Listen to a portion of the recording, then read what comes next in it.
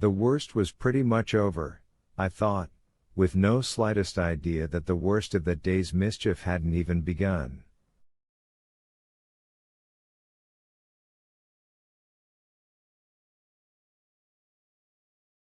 "11. We thought he was still doped from the tests," Dean said late that afternoon. His voice was low, rasping, almost a bark, and there were blackish-purple bruises rising on his neck.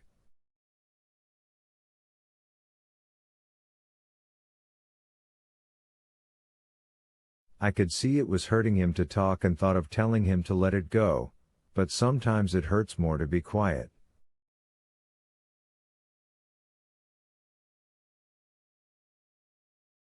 I judged that this was one of those times, and kept my own mouth shut.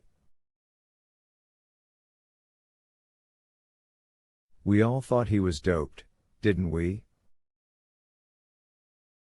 Harry Terwilliger nodded. Even Percy, sitting off by himself in his own sullen little party of one, nodded.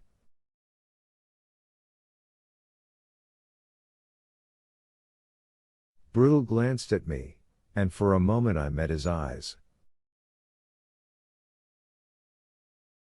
We were thinking pretty much that same thing, that this was the way it happened. You were cruising along, everything going according to Hoyle, you made one mistake, and bang, the sky fell down on you.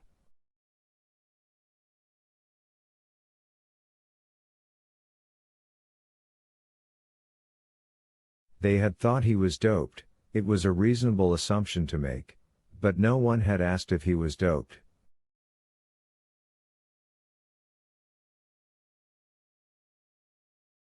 I thought I saw something else in Brutal's eyes, as well. Harry and Dean would learn from their mistake.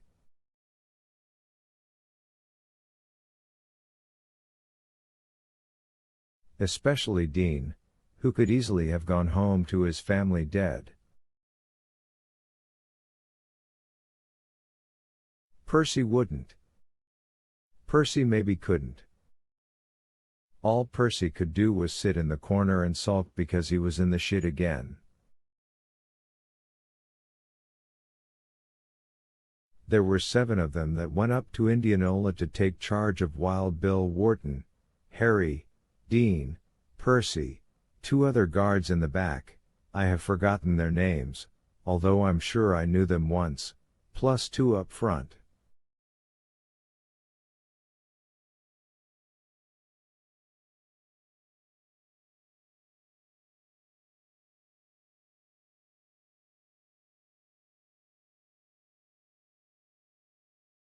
They took what we used to call the stagecoach, a Ford panel truck which had been steel reinforced and equipped with supposedly bulletproof glass.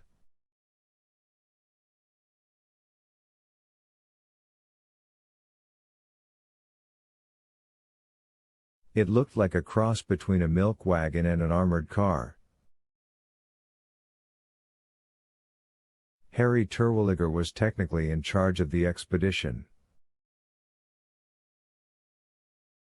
He handed his paperwork over to the county sheriff, not Homer Cribbus but some other elected yokel like him, I imagine, who in turn handed over Mr. William Wharton, Hellraiser extraordinaire, as Delacroix might have put it.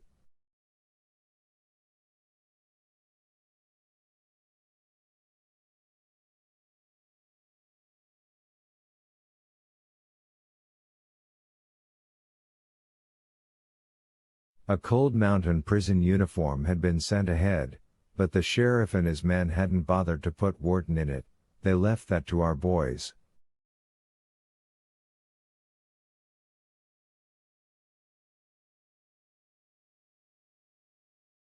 Wharton was dressed in a cotton hospital johnny and cheap felt slippers when they first met him on the 2nd floor of the General Hospital, a scrawny man with a narrow, pimply face and a lot of long, tangly blonde hair.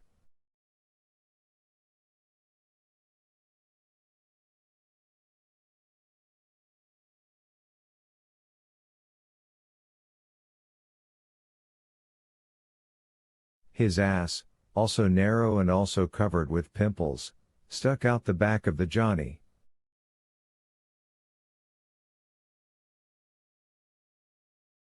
That was the part of him Harry and the others saw first, because Wharton was standing at the window and looking out at the parking lot when they came in.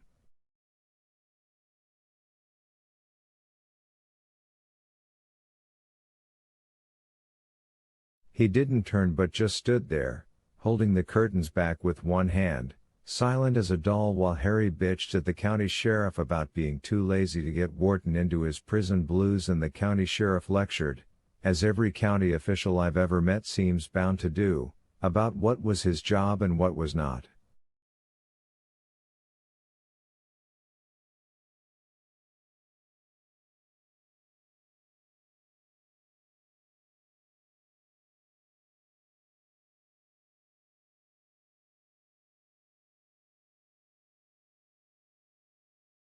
When Harry got tired of that part, I doubt it took him long, he told Wharton to turn around.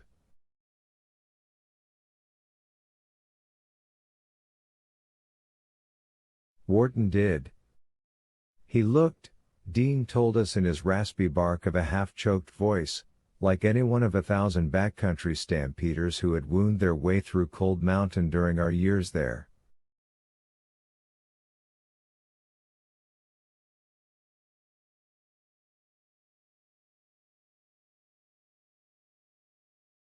Boil that looked down, and what you got was a dullard with a mean steak.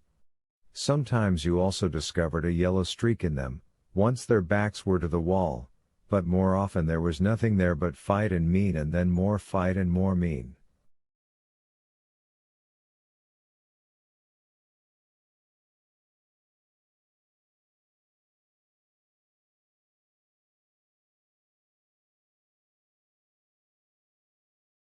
There are people who see nobility in folks like Billy Wharton, but I am not one of them.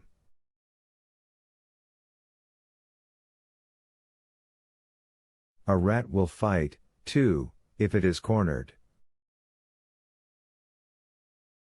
This man's face seemed to have no more personality than his acne-studded backside, Dean told us.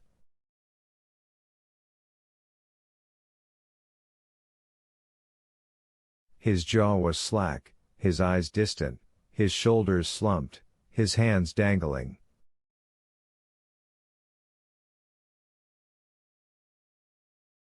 He looked shot up with morphine, all right, every bit as cuckoo as any dope fiend any of them had ever seen.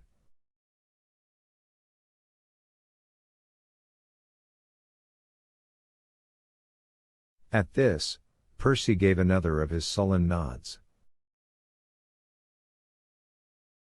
Put this on, Harry said, indicating the uniform on the foot of the bed. It had been taken out of the brown paper it was wrapped in, but otherwise not touched. It was still folded just as it had been in the prison laundry, with a pair of white cotton boxer shorts poking out of one shirt sleeve and a pair of white socks poking out of the other.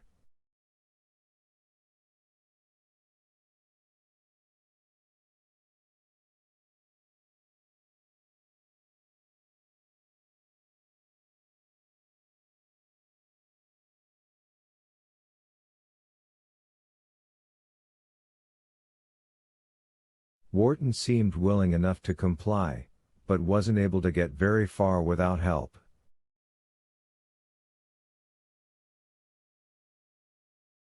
He managed the boxers, but when it came to the pants, he kept trying to put both legs into the same hole.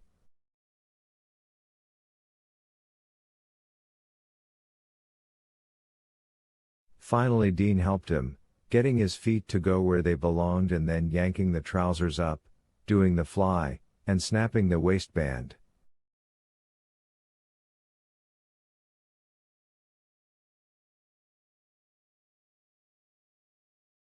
Wharton only stood there, not even trying to help once he saw that Dean was doing it for him.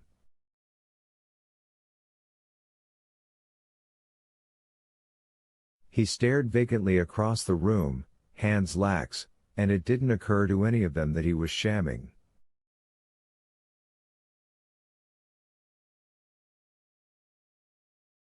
not in hopes of escape, at least I don't believe that was it, but only in hopes of making the maximum amount of trouble when the right time came.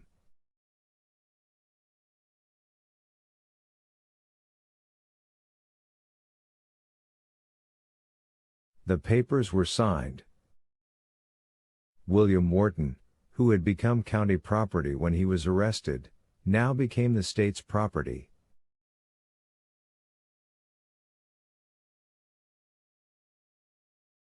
He was taken down the back stairs and through the kitchen, surrounded by bluesuits. He walked with his head down and his long-fingered hands dangling. The first time his cap fell off, Dean put it back on him. The second time, he just tucked it into his own back pocket. He had another chance to make trouble in the back of the stagecoach, when they were shackling him, and didn't.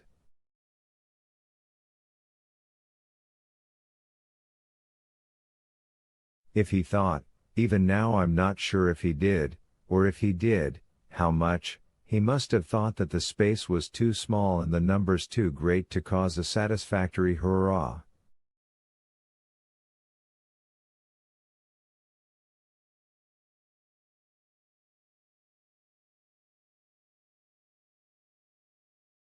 So on went the chains, one set running between his ankles and another set too long, it turned out, between his wrists.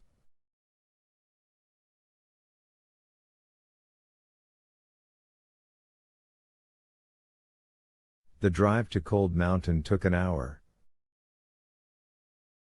During that whole time, Wharton sat on the left-hand bench up by the cab, head lowered, cuffed hands dangling between his knees.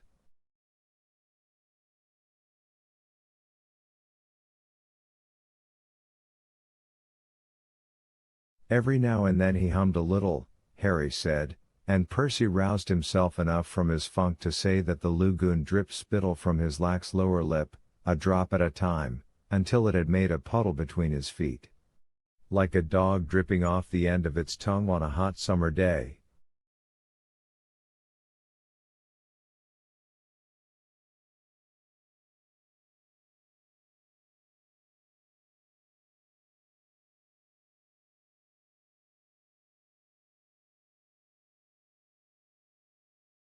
They drove in through the south gate when they got to the pen, right past my car, I guess.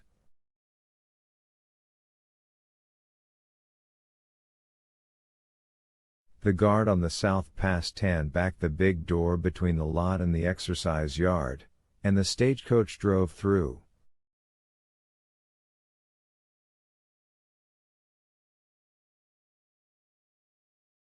It was a slack time in the yard, not many men out and most of them hoeing in the garden.